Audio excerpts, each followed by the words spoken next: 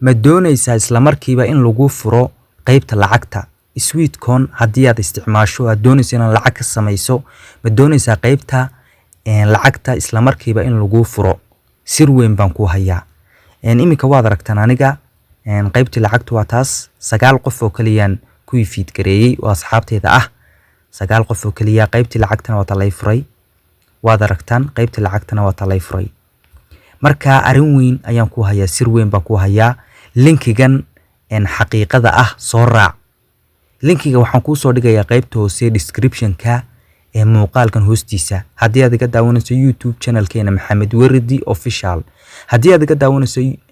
Facebook page-keena Wardi Cali Official waxaan ku soo dhigayaa qaybta hoose comment-iga marka linkiga ku dhufo markaad ku dhufato waxa ku soo baxaysa accept invite marka invite ku dhufo kadibna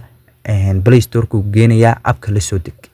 sidii muuqaalkii hore aan ku sharaxay muuqaal hore ayaan ku sharaxay qaabka aad iskaga diiwaan gelinayso ee saxda ah iyo linkigana waan soo dhigay marka muuqaalkii hore daawo haddii aad daawana qaybta hoose description-ka ayaan ku soo dhigayaa ee ka faa'iideyso haddii aad TikTok-ta iga daawanayso igala soo xidhiidh lambarka WhatsApp-ka ah ee shaashada kaaga muuqda igala soo xidhiidh